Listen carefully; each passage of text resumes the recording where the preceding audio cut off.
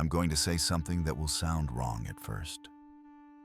The moment you start trying to be a good man in dating is often the moment attraction begins to die. Most men never see it happening. One day the connection feels effortless. She laughs easily. She leans in. She wants your time. And then quietly the temperature drops. Her messages shorten. Her warmth fades. You feel yourself adjusting, compensating, trying harder. You tell yourself this is what care looks like. But underneath it, something else is taking place. This isn't bad luck. It isn't her losing interest for no reason. And it isn't because you weren't enough. It's because you stepped into a psychological dynamic you were never taught to recognize. From the outside, it looks like romance. From the inside, it's a power shift. One that rewards the man who understands it and punishes the man who doesn't. What I'm about to explain will contradict almost everything you've been told about being attentive, emotionally available, and secure. It will feel uncomfortable. It should. Because comfort is usually what keeps men stuck in the same outcome. Before we go further, take a moment and tell me where you're watching from and what time it is there. And if you want to understand why these patterns repeat and how to step out of them, subscribe quietly and stay with me. 3 months in, everything looked right from the outside. She was intelligent, attractive, the kind of woman people notice when she enters a room. In the beginning, the dynamic felt natural, easy. Conversations flowed without effort. She reached out first. She wanted my time. I didn't question my position. I had my own routines, my own goals, my own pace. I enjoyed her presence, but my life didn't orbit around it. Then something shifted. Not suddenly, not dramatically, quietly. Her tone changed first. Messages became shorter. Replies took longer. When we were together, there was a subtle distance I couldn't explain. She was still there physically, but something essential had pulled back. I started to feel it in my body before I could name it in my mind. A tension, a hesitation. The sense that every word I chose mattered more than it should. I found myself monitoring her reactions, replaying conversations after they ended, wondering if I had said too much or not enough. I began adjusting in small ways, telling myself it was normal, that this was what care looked like, that relationships required effort. Without realizing it, I started negotiating for her approval. I checked my phone more often. I replied faster. I filled silences that didn't need to be filled. When she seemed distracted, I leaned in harder. When she pulled back, I stepped forward. Each move felt reasonable in isolation. Together, they formed a pattern. I told myself I was being attentive, present, emotionally available. What I didn't see yet was that I was also becoming predictable. Conversations began to feel like tests, not because she was openly judging me, but because I was judging myself through her reactions. A delayed reply felt like failure. A neutral expression felt like disapproval. I started explaining myself when no explanation was required. I started softening my opinions. I started prioritizing harmony over clarity. The more I tried to stabilize the connection, the less stable it felt. There was a moment that stays with me. We were sitting across from each other talking about something ordinary. Work, schedules, nothing important. And yet, I felt smaller than I had at the start.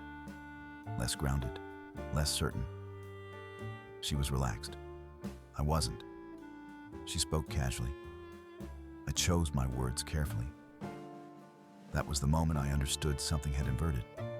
I wasn't reacting to her anymore. I was anticipating her. From the outside, this would have looked like commitment, like maturity, like emotional growth. From the inside, it felt like walking through a room filled with invisible wires. Every step cautious, every movement calculated. And the strangest part was this: the more I adjusted to make things better, the worse they became. She didn't respond with relief. She didn't soften. She didn't lean back toward me. Instead, she grew more distant, more critical, less available. It was subtle but consistent. Suggestions replaced curiosity. Boundaries appeared where openness once existed. She began setting the tone. I began following it. I asked myself the question most men ask at this stage: what did I do wrong? I replayed the timeline. The early confidence, the ease, the attraction, then the shift. I assumed the problem must have been effort, or communication, or timing. I told myself that if I could just show her how much I cared, things would correct themselves. That assumption was the first real mistake, because what I didn't understand yet was that nothing was broken in the way I thought. There was no misunderstanding to clear up, no reassurance to provide. What had changed wasn't her feelings alone. It was the structure of the dynamic itself. In the beginning, I wasn't trying to be chosen. I was choosing. I showed up as I was. I didn't seek permission for my presence. My attention was offered, not requested. She responded to that, naturally. Later, I was no longer choosing. I was waiting to be chosen again. That waiting changes a man. It alters posture, tone, timing. It creates a quiet urgency that women sense long before men do. Even when nothing is said, the imbalance communicates itself. I didn't become less kind. I didn't become careless. I became invested in an outcome I no longer controlled. That investment showed up everywhere, in how quickly I answered, in how often I checked in how I adjusted my schedule to match hers, in how I explained myself instead of standing still. Each behavior was small. Together, they told a clear story. I needed something from her. And the moment that need entered the equation, the power shifted. She didn't cause it. She responded to it. This is where most men get trapped. They frame the situation as rejection, or manipulation, or emotional inconsistency. They blame her behavior without noticing what their own behavior made possible. They assume attraction fades randomly when, in reality, it follows patterns as precise as gravity. At this stage, I still believed effort was the solution. More presence, more reassurance, more emotional transparency. I believed that if I could just prove my intentions, she would feel safe enough to return to how things were. But safety isn't what creates attraction. Stability isn't what creates desire. And care, when it becomes visible need, does not strengthen connection. It weakens it. I hadn't lost her interest because I stopped being valuable. I lost leverage because I stopped being grounded. I abandoned the position I didn't know I was standing in. And like most men, I didn't realize that the very traits I was leaning into, availability, accommodation, emotional exposure, were not being interpreted the way I assumed they were. They weren't read as strength. They were read as surrender. That realization didn't come all at once. It arrived slowly through tension, silence, and a growing sense that I was no longer being met where I stood. I was being assessed from above it. By the time I sensed it clearly, the dynamic had already shifted too far to ignore. And that is how most relationships don't end with a blow-up. They end with a quiet reversal. What I didn't understand then was that my situation wasn't unique. It followed a pattern so common, it might as well be a formula. I've seen it since. In friends, in clients, in men who swear their story is different. Different woman, different circumstances, same ending. and almost always the same timeline. In the beginning, the dynamic is clean. The man has his own life. His days are structured around his work, his goals, his routines. He enjoys the woman, but she is an addition, not the center. He doesn't rush. He doesn't over-explain. He isn't invested in proving anything. His attention feels optional, not guaranteed. This is the phase where attraction feels effortless. She reaches out more. She asks questions. She adapts her schedule. She looks for signs of interest and reacts strongly when she finds them. There is tension, but it's productive tension. Curiosity, anticipation, movement toward. During this stage, the man often doesn't think about attraction at all. He's not trying to create it. He's simply occupying his life and allowing her to step into it. That's the part most men miss. Attraction at the beginning isn't created by effort. It's created by position. But position is fragile when you don't know it exists. As time passes, the man begins to like her more. This is natural. Emotional attachment forms. He starts imagining continuity. He begins to think in terms of we instead of I. None of this is wrong on its own. The problem isn't the feeling. It's what he does with it. This is where the pattern turns. He becomes more available. Not once. Gradually, he answers faster. He initiates more. He adjusts his plans. He makes room. He starts explaining his intentions so she doesn't misunderstand them. He begins signaling reliability instead of independence. In his mind, he's building security. In reality, he's dissolving tension. At the same time, something else happens. She begins to sense the shift, not consciously, not analytically. She feels it. The dynamic that once pulled her forward now feels stable, predictable, settled. And because attraction feeds on movement, not comfort, her emotional engagement changes direction. She doesn't lose interest all at once. She reallocates it. Where she once chased clarity, she now sets conditions. Where she once leaned in, she now leans back. Where she once responded emotionally, she now responds selectively. This is the moment men describe as she changed. But she didn't change. She adjusted to the new balance of power. When the man becomes more invested, the woman becomes more selective. When the man seeks validation, the woman withholds it. When the man prioritizes the relationship over himself, the woman begins prioritizing herself over the relationship. This isn't cruelty, it's calibration. Most men misinterpret this phase. They see her distance and assume something is wrong. They try to fix it with communication. They bring up feelings. They seek reassurance. They ask questions meant to stabilize what feels unstable. Every one of those actions pushes the dynamic further out of balance. Because now the roles have begun to invert. He is managing emotion. She is evaluating behavior. He is seeking connection. She is deciding access. He is reacting. She is leading. This is not a moral judgment. It's a structural one. The moment the man's emotional state becomes dependent on her behavior, the hierarchy shifts. She doesn't need to assert dominance. She inherits it. And here's the detail that makes this pattern so destructive. The man believes he's doing the right thing. He believes maturity looks like availability. He believes commitment looks like sacrifice. He believes consistency creates attraction. These beliefs are reinforced by culture advice and well-meaning voices who confuse long-term partnership qualities with early attraction mechanics.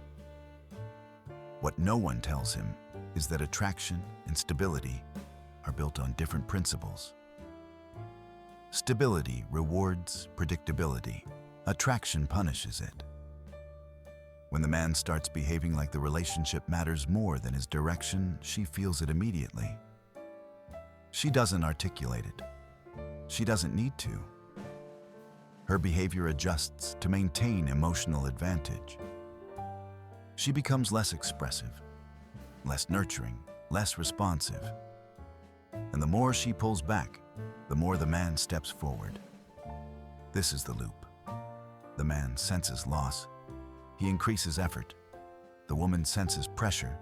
She increases distance. Each believes they are responding reasonably. Each reinforces the other's behavior. Eventually, the relationship enters a state where nothing feels right, but no one can explain why. The man feels anxious without knowing what he's anxious about. The woman feels burdened without knowing what she's burdened by. Conversations become careful. Moments become measured. The spontaneity that once created attraction dissolves into management. And because the man doesn't understand the pattern, he personalizes the outcome. He assumes he wasn't enough, or that he gave too much, or that he chose wrong. He doesn't see that his mistake wasn't caring, it was placing care above structure. The early dynamic worked because he was centered. He had direction. His attention flowed outward, not inward. The relationship existed inside his life, not instead of it. When that reversed attraction didn't have a foundation to stand on. This is why so many men describe the same confusion. I was myself at the beginning. I didn't change. I just cared more. They're right about the feeling. They're wrong about the effect. Caring more changes posture. It changes timing. It changes the emotional gravity of a man. And when that gravity shifts, the relationship reorganizes around it. By the time the man realizes he's no longer leading the energy, the structure has already collapsed. He's negotiating from below, trying to restore something that can't be restored through effort. Because effort isn't what created attraction in the first place. Position did. And once position is surrendered, it cannot be argued back into existence. This is the pattern behind most failed relationships.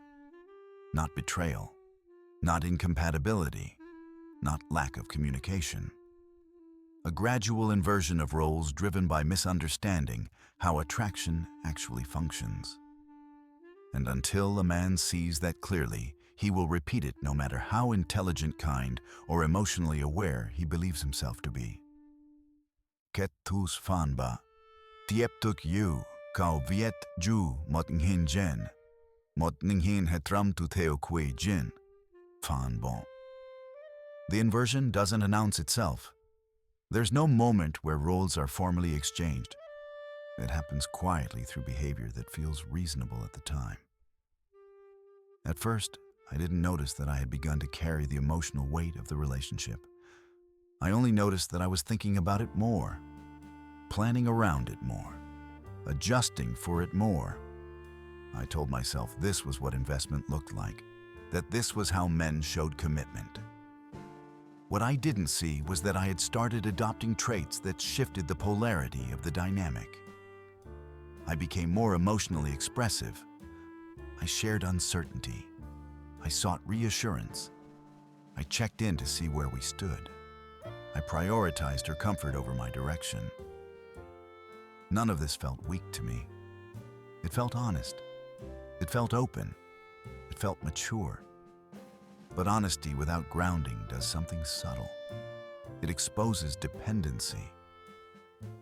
At the same time, she began to change in ways that were easy to misread. She spoke less about her feelings. She became more decisive about plans. She enforced boundaries instead of dissolving them. She offered less emotional reassurance. She didn't explain herself as much.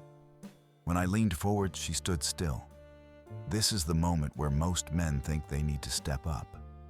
They try to reclaim authority by asserting boundaries, by initiating serious conversations, by explaining expectations, by emphasizing respect, all of it framed as leadership. But leadership that emerges from insecurity isn't leadership. It's reaction, and reaction places you underneath the dynamic, not above it. The truth is uncomfortable. When I became more emotionally available, she became more emotionally reserved. When I sought closeness, she created distance. When I prioritized harmony, she prioritized leverage. Not consciously, instinctively.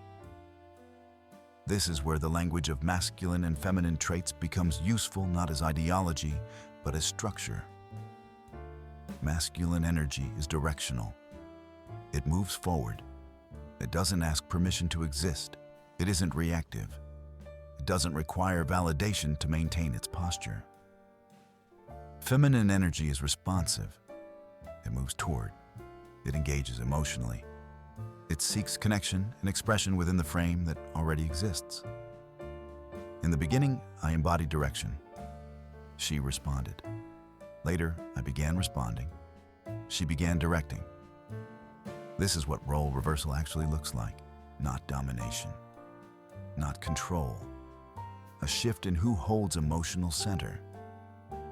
Once that center moved away from me, she didn't need to push. Gravity did the work. She became more critical because she could afford to be. She became less available because availability was no longer required to maintain her position. She began evaluating instead of engaging. And I began justifying. I justified my effort. I justified my patience. I justified my concern. I explained my intentions instead of standing behind them. I softened my presence to maintain access. Every justification weakened my position. This is why the advice to communicate more often fails men at this stage. Communication does not restore polarity. It exposes imbalance. When a man explains himself from a place of emotional need, the explanation itself becomes evidence of that need. Words don't correct structure. They reveal it. I wasn't losing attraction because I wasn't masculine enough. I was losing attraction because I was no longer stable in my own axis. And stability is what allows attraction to attach. Once the woman senses that the man's emotional state is tied to her behavior, something fundamental changes. She may not articulate it, but she feels responsible for his internal equilibrium. That responsibility is heavy. It doesn't feel romantic. It doesn't feel exciting. It feels like pressure. So she creates space. She withholds emotion not as punishment, but as relief. She pulls back not to test him, but to regain balance. The tragedy is that the man interprets this withdrawal as rejection, and rejection activates more effort. He becomes more attentive, more reassuring, more present. He thinks he is solving the problem. In reality, he is confirming it. This is the cruel irony. The very behaviors men are praised for being caring, protective, emotionally open, become liabilities when they are driven by fear of loss rather than grounded choice. Strength isn't the absence of emotion. It's the ability to remain centered, regardless of outcome. When I lost that center, she didn't lose respect for me because I was weak. She lost respect because I was unstable. Uncertainty in a man's posture creates anxiety in a woman. Not because she wants control, but because she senses that the structure she once leaned into no longer holds weight. So she compensates. She becomes more decisive, more guarded, more independent. These are not power plays. They are stabilizers. But now the dynamic has fully inverted. I was seeking reassurance. She was withholding it. I was adapting. She was evaluating. I was emotionally invested. She was emotionally insulated. This is the stage where men often label women as manipulative, as cold, as emotionally unavailable. They assume intent where there is only response. She didn't set out to emasculate me. I surrendered the position without realizing it existed, and once surrendered, it couldn't be reclaimed through assertion. Because assertion without indifference is just another form of need. The moment I tried to reassert control by caring harder, explaining more, or demanding clarity, only revealed how much I needed the outcome to change. That need was the leverage. This is what most men never hear. Power in attraction doesn't come from dominance. It comes from non-attachment. The man who can lose without destabilizing himself holds the strongest position. Not because he doesn't care, but because his care isn't a bargaining chip. When I cared from a place of fear, she sensed it. When I adjusted to maintain connection, she felt the imbalance. When I tried to lead while emotionally dependent, the contradiction was obvious. And contradictions destroy attraction. By the time I recognized the role reversal, clearly the damage wasn't emotional. It was structural. The frame had shifted. The polarity had collapsed. And no amount of reassurance, communication, or commitment could rebuild attraction from inside that inversion. Because attraction doesn't respond to effort. It responds to alignment.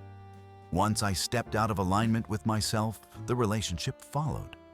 Once I understood that the dynamic had inverted, the next question became unavoidable. Why did it happen so predictably? Why did the same shift appear across different relationships, different personalities, different circumstances? The answer sits in a concept most men are never taught, but every woman responds to instinctively. Pre-selection. At a surface level, men assume attraction is about direct interaction. How you treat her, what you say, how you show up. But beneath that layer, there is a quieter evaluation happening. One that has nothing to do with romance and everything to do with position. Women do not assess a man's value in isolation. They assess it comparatively. From an evolutionary standpoint, this makes sense. For most of human history, women did not have the luxury of prolonged evaluation. They had to make fast judgments about which men were worth investing in.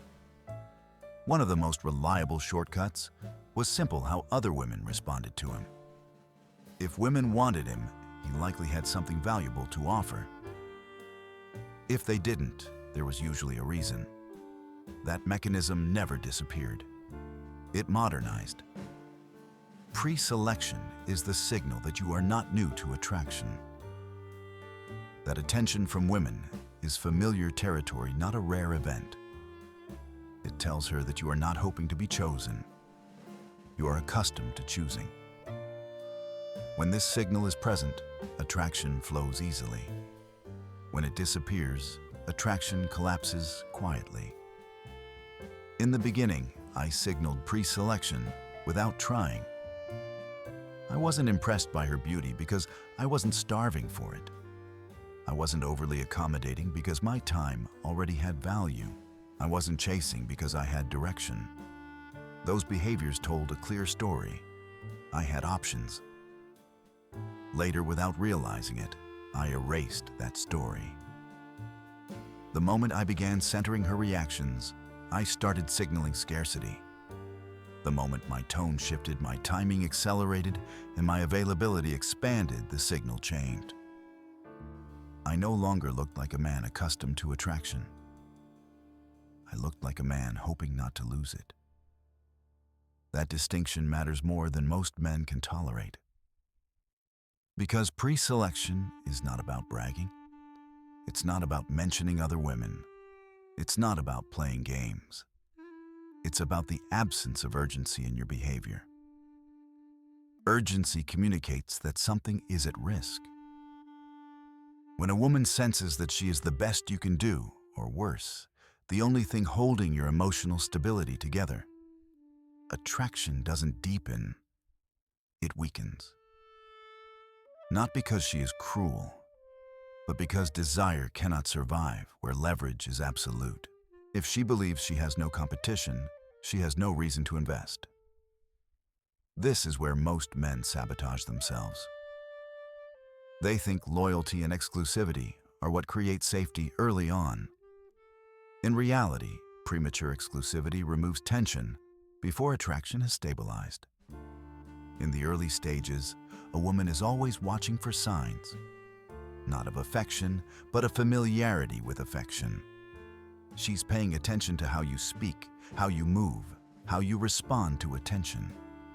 She's asking a silent question. Is this man used to women like me? The question is answered long before you define the relationship. It's answered in your voice, in your pacing, in your restraint. Men who are accustomed to attraction don't elevate their energy in the presence of beauty. Their tone remains level. Their speech becomes concise, not verbose. They don't overreact to stories. They don't amplify enthusiasm to prove interest. They don't rush physical closeness either. This is another place where pre-selection reveals itself. A man who is unfamiliar with access tends to grasp it quickly. He touches too often. He seeks constant physical reassurance.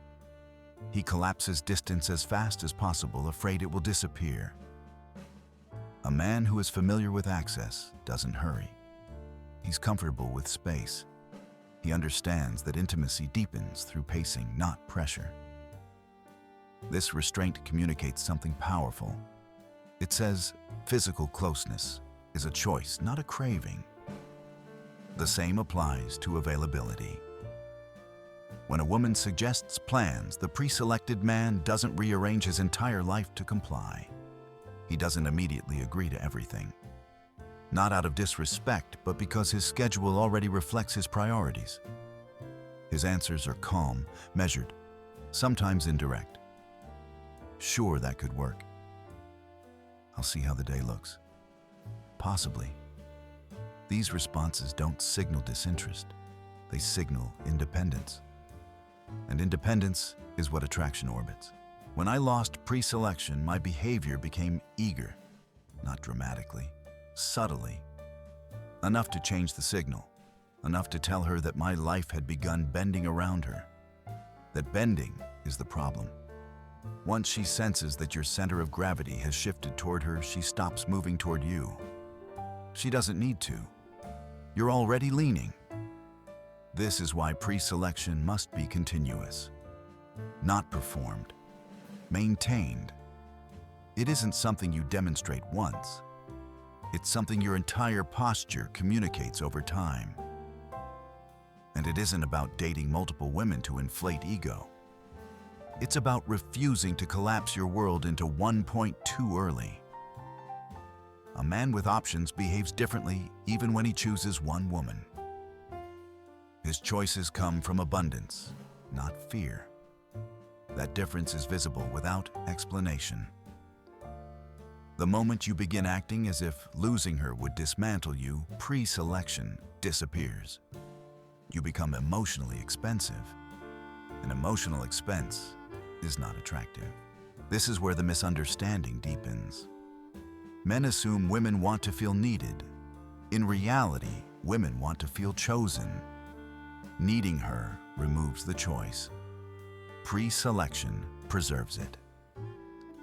Once I saw this clearly, I understood why attraction fades the moment a man overinvests. It's not that investment is wrong. It's that investment without leverage removes the very conditions that made investment appealing. Pre-selection isn't manipulation. It's positioning. It's the difference between offering attention and pleading for connection.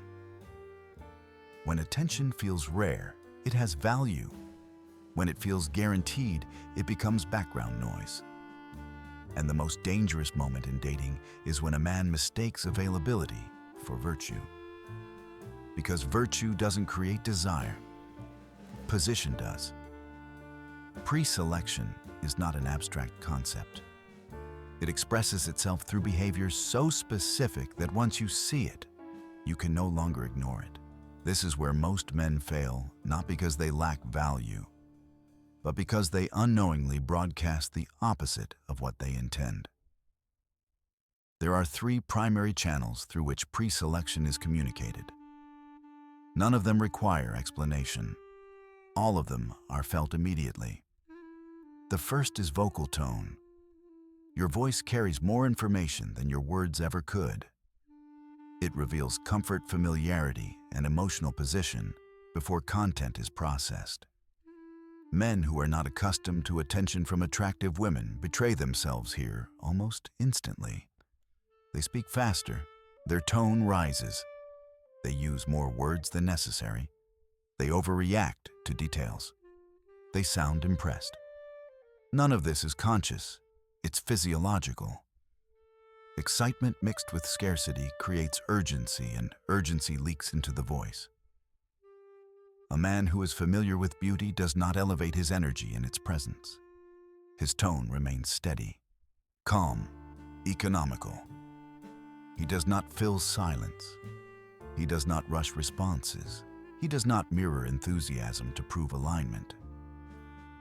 When she shares something impressive, his response is simple, measured, often understated, not because he is unimpressed, but because he is not surprised. That subtle distinction matters. It tells her that attention from women like her is not novel. It's familiar territory. And familiarity creates safety without sacrificing tension. The second channel is body language. Physical behavior is an even more honest signal than tone. Men who are not used to access seek constant confirmation through touch. They hold hands early. They cling. They linger. They collapse space too quickly.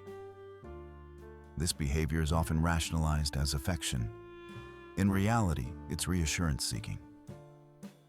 A man who is accustomed to intimacy does not rush into it. He is comfortable with physical distance. He doesn't need to anchor connection through constant contact. When he touches, it's deliberate, brief, purposeful. This restraint creates contrast. Physical affection becomes meaningful because it is not constant. It becomes a choice rather than a reflex. That choice communicates selectivity. Selectivity is one of the clearest indicators of pre-selection. The man who touches constantly signals that access is rare. The man who touches sparingly signals that access is familiar. And women feel that difference immediately. The third channel is nonchalance toward plans and availability. This is where most men misinterpret advice and turn it into performance. They think nonchalance means being flaky or disrespectful. It doesn't. It means having a life that does not reorganize itself around one person. When a woman suggests a plan, the pre-selected man does not respond with immediate enthusiasm. Not because he lacks interest, but because his time is already structured. He considers before he commits. His answers are flexible, not definitive. I can probably do that. Let me check the day. That could work. These responses do not create insecurity. They create intrigue. They communicate that his schedule has weight. Occasionally, he reschedules. Occasionally, he changes the time. Not as a tactic, but as a reflection of reality. His life moves forward regardless of the relationship. This unpredictability is not chaos. It's independence. Men who lack pre-selection tend to overcorrect here. They say yes immediately. They lock in plans days in advance.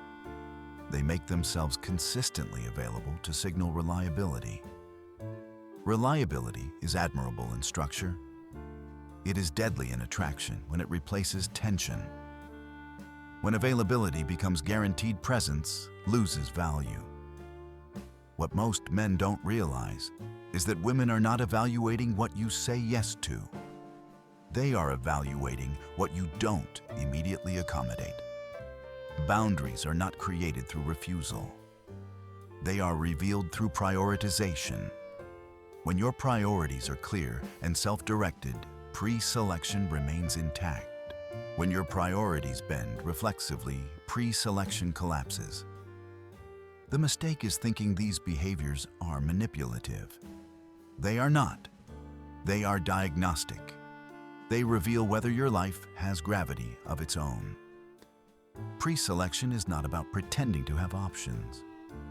It's about not behaving like you don't. This is why men who truly have options don't think about these rules.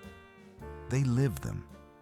Their behavior reflects abundance because abundance exists internally. Once I understood this, I saw my earlier mistakes clearly. My tone had changed. My pacing had shifted. My availability had expanded. I hadn't become less valuable. I had become transparent in my need, and need is the one signal attraction cannot survive. This is also why correcting behavior after attraction fades rarely works. Once scarcity has been signaled, restoring abundance requires internal change, not surface adjustment. You cannot act nonchalant while caring desperately. The contradiction is obvious. Pre-selection must be genuine. It must be rooted in a life that would continue uninterrupted if she disappeared tomorrow. That realization is uncomfortable because it forces a question most men avoid. If she left, would my life still feel intact? If the answer is no, pre-selection is already compromised. This is not about emotional coldness. It's about structural independence. A man can care deeply and still be grounded, but care must be offered from stability, not used as currency. The moment your attention becomes a tool to secure connection, it loses its power. Pre-selection is not demonstrated through words. It is felt through absence of pressure. When a woman feels no pressure to manage your emotions, attraction has room to grow. When she senses responsibility for your emotional state, attraction suffocates. These three channels, tone, body language, availability, work together. You cannot fake one without the others exposing you. They are expressions of internal posture. And posture is everything.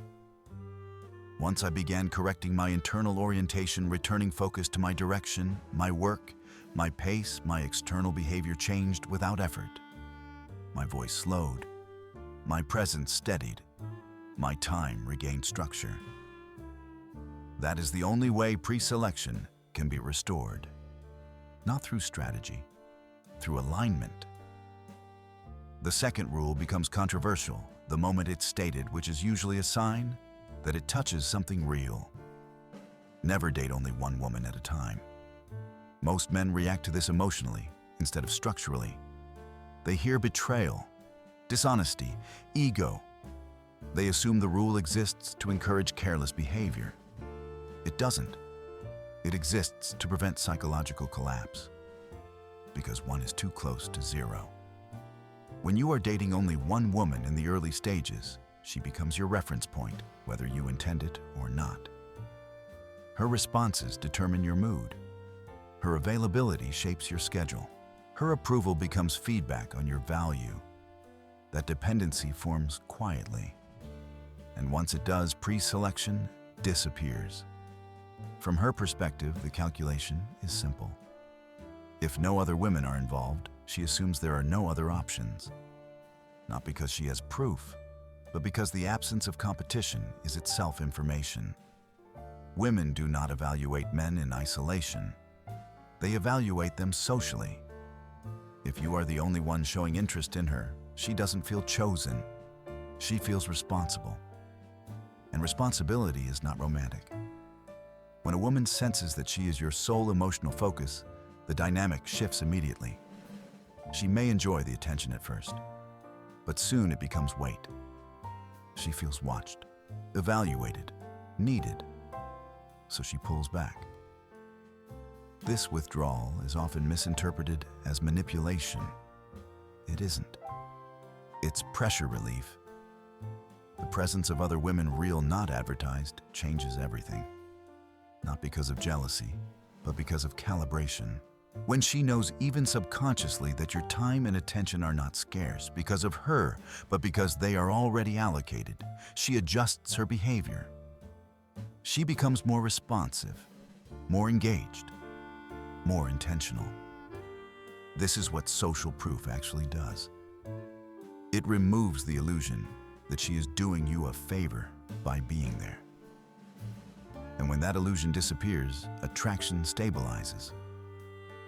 The mistake men make is thinking this rule requires deception. It doesn't. It requires restraint. You don't need to announce other women. You don't need to hint.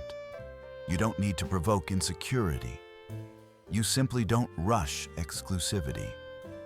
You don't collapse your options before she has earned commitment through consistent investment. That word matters. Earned. Exclusivity is not a reward for initial attraction. It is a response to demonstrated behavior over time. When a man offers it prematurely, he removes the incentive for her to invest. Investment justification is one of the strongest psychological forces in attraction. People value what they work for. When something is given freely, it is treated casually. When you are dating multiple women, you behave differently without trying. You are less reactive, less urgent, less dependent. Your tone changes. Your pacing steadies. Your decisions come from choice rather than fear. Women feel that immediately. And when they feel it, they step forward. This is where men accuse women of hypocrisy. They say women want exclusivity while responding negatively to men who offer it early. The contradiction is only apparent. What women want is to be chosen after being evaluated, not crowned before the process begins. If you commit before she invests, you signal that your standards are low. That signal weakens attraction. Dating multiple women is not about conquest. It is about maintaining leverage long enough for genuine desire to form. And leverage in this context means emotional independence. When you are seeing only one woman, every interaction carries risk. A delayed reply feels like rejection. A canceled plan feels like loss. You interpret neutral behavior as negative because there is no alternative reference. With options, your nervous system relaxes. You stop monitoring. You stop interpreting. You stop chasing clarity. That relaxation is attractive. This is why men who date multiple women often say they perform better with women. They aren't performing at all. They are simply no longer invested in any single outcome. The moment you become outcome independent, you regain your position. Women respond to men who do not need them to validate their worth. This does not mean indifference. It means stability.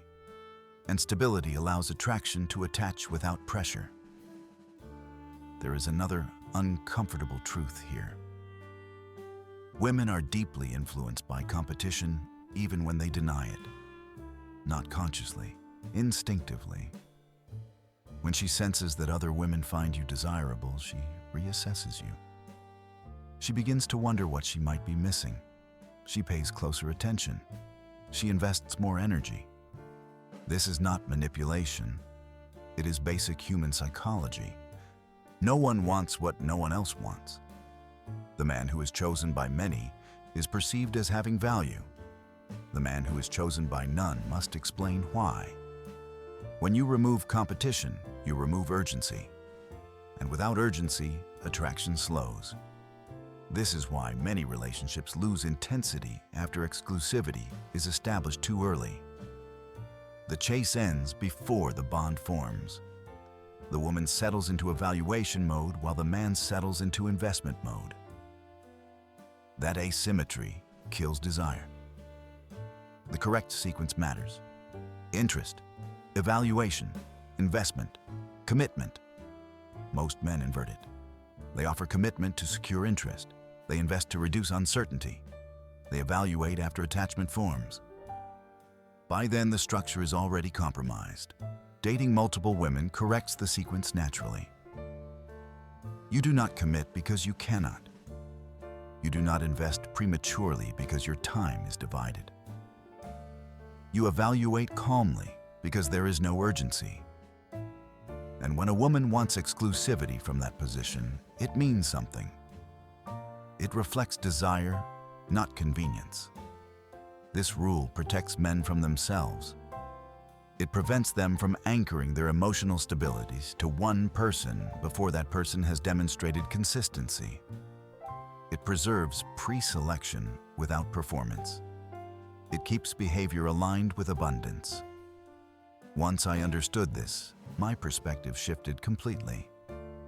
I saw how often I had surrendered leverage by rushing to narrow my world. I had mistaken focus for devotion and devotion for strength. In reality, strength is patience. Dating multiple women forces patience. It forces discernment. It forces emotional regulation. And those qualities are exactly what attraction responds to. This rule is not about using people. It is about not using one person to fill a void she did not create. When you no longer need one woman to stabilize you, you become attractive to many. And from that position, choosing one becomes meaningful. The third rule is the one most men resist the hardest, because it feels like self-erasure before it feels like strength. Remove care. Focus only on leading yourself. This is where misunderstanding becomes dangerous. Most men hear this and imagine coldness, indifference, or emotional withdrawal. That is not what this rule demands. It demands something far more difficult: emotional sovereignty. For most of their lives, men are taught that leadership in relationships means managing outcomes, setting boundaries, correcting behavior, protecting the bond, steering the direction. All of that sounds reasonable. All of it fails when it reveals attachment. Because the moment a woman knows that the relationship matters more to you than your direction, she knows exactly where the leverage sits. Care becomes visible long before words expose it. It shows up in reactions. It shows up in tone. It shows up in the subtle need to influence her choices. When a man sees his partner talking to another man, most advice tells him to respond with confidence, to assert boundaries, to communicate expectations, to protect what is his. Every one of those responses signals the same thing. He cares what she does. That care becomes information. Once she knows her behavior affects your emotional state, she has access to it. Not because she intends to use it, but because it exists. Emotional leverage doesn't require intent to function. The high-value response is not dominance. It is indifference. Not performative indifference. Genuine.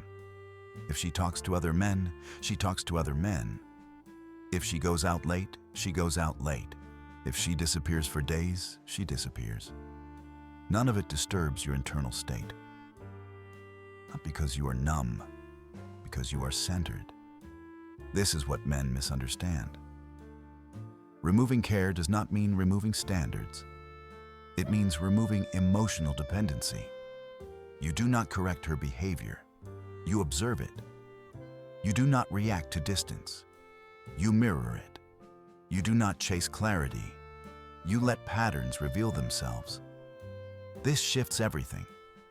The moment a woman realizes that her behavior does not alter your emotional posture, something subtle happens inside her. She loses the ability to regulate the relationship through withdrawal or attention. Her leverage disappears. And when leverage disappears, curiosity replaces control. Most men cannot tolerate this phase. They panic in silence. They believe that if they do not act, something will be lost. They confuse action with control. In reality, action taken from care-driven urgency always backfires. Leading yourself means your decisions are guided by your direction, not her reactions. You wake up. You move toward your work, your goals, your obligations, your growth. If she is present, she is present. If she is not, she is not. Nothing changes. This is not neglect. This is hierarchy. Your life sits above the relationship, not because she is unimportant, but because your axis must remain intact. The paradox is this: the less you try to lead her, the more she moves toward you.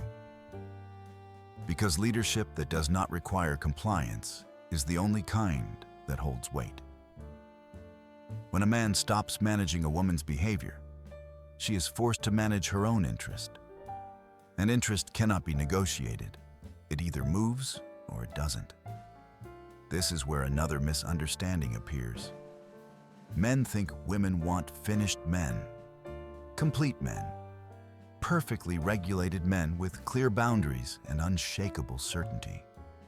They don't. Women want projects. This truth makes men uncomfortable because it sounds like insult. It isn't. It is psychological structure. A finished man offers nothing to invest in. He does not require engagement. He does not create emotional involvement through contribution. Women bond through investment. They attach by adding value. When you present yourself as complete, polished, resolved, and impermeable, you remove the opportunity for her to participate in your evolution. And without participation, attachment weakens. This is why women often choose men who are flawed but directional over men who are stable but static. The flawed man invites involvement. The static man invites admiration. Admiration does not create desire. The strategy here is not to become broken. It is to remain open. You are competent but not finished. Grounded but not closed. Strong but not sealed. You do not present yourself as someone who needs her. You present yourself as someone whose life can be enhanced, not stabilized. This creates investment justification. When she gives advice, when she supports your effort, when she feels she is contributing to your progress, she becomes more attached. Not because you need her, but because she has placed energy into you. And the mind protects its investments. This is where most men sabotage themselves again.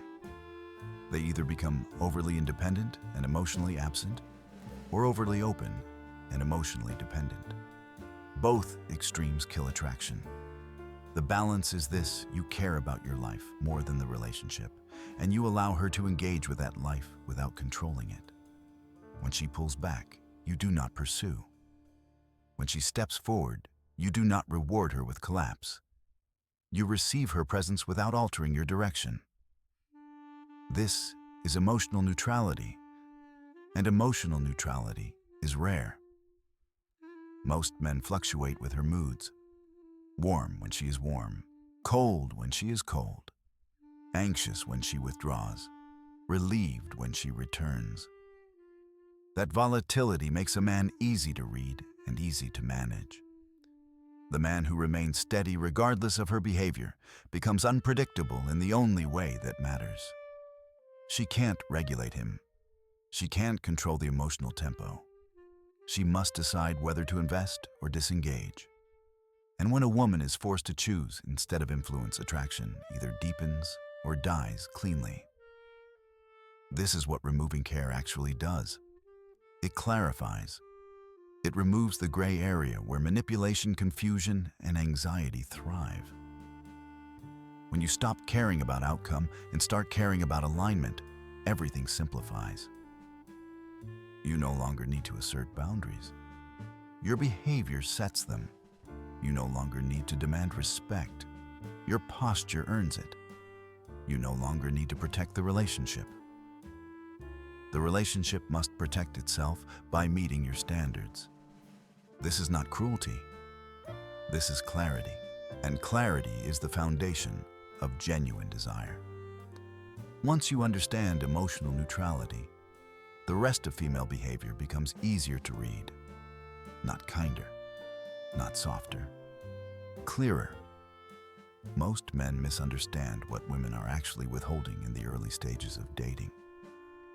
They assume warmth, care, and nurturing are defaults that should appear naturally if interest exists. When those traits don't show up immediately, Men assume disinterest or emotional damage. That assumption is wrong. Women do not offer full femininity up front.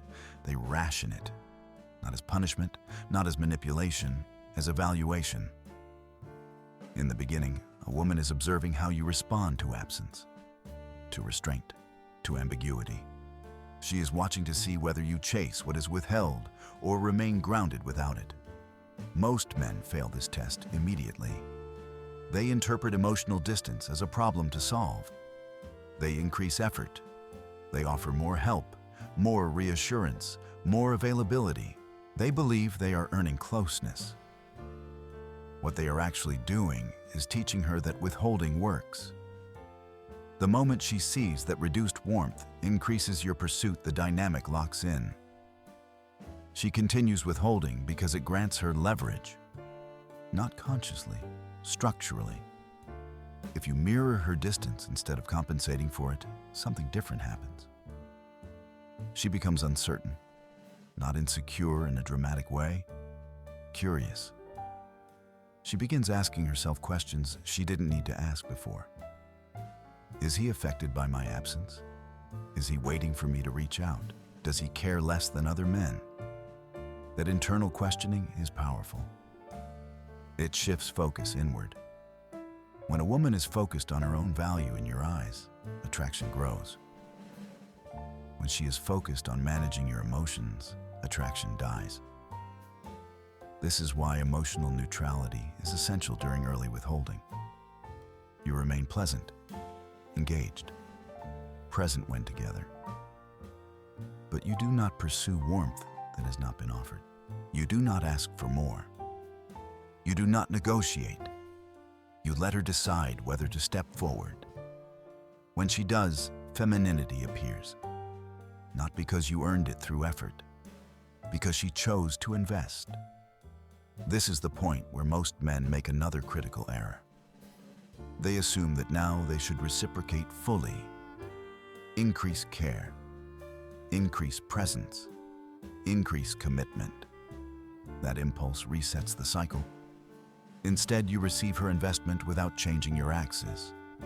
You do not reward warmth with collapse. You accept it as data. Femininity once given is not guaranteed. It fluctuates based on structure. When structure holds, warmth returns. When structure dissolves, warmth retreats. This is not personal. It is mechanical. Another misunderstanding sits beneath all of this. Men believe women want logical consistency. They don't.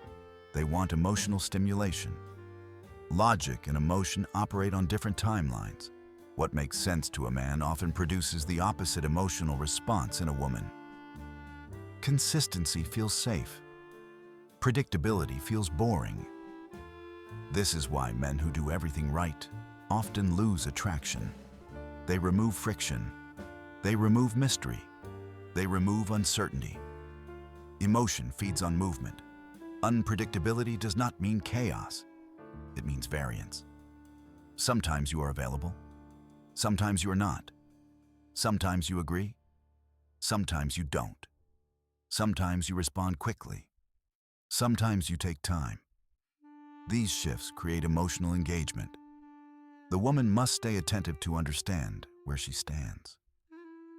When she cannot predict your response, she remains emotionally invested. This is not manipulation. It is the natural response to uncertainty.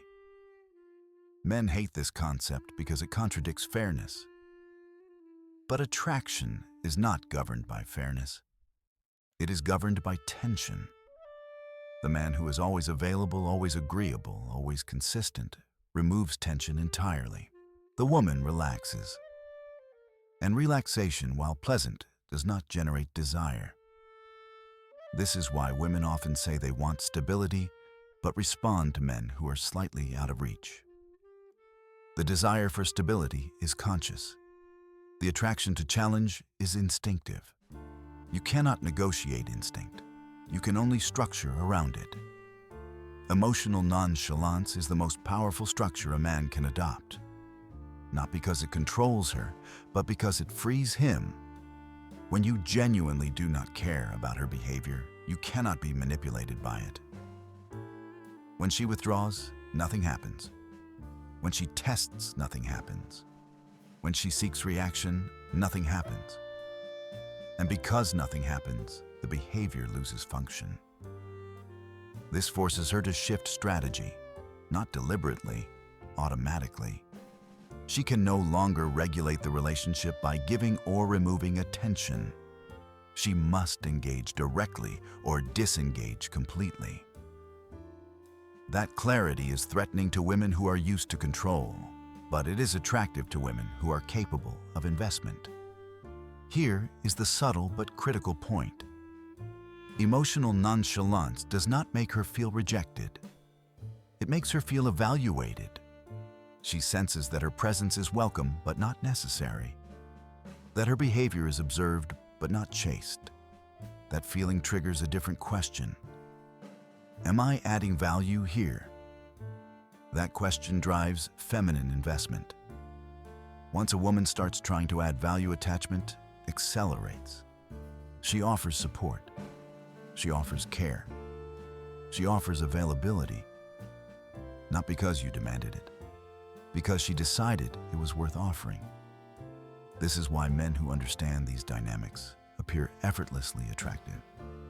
They are not doing anything dramatic. They are simply not reacting. And reaction is the currency of manipulation.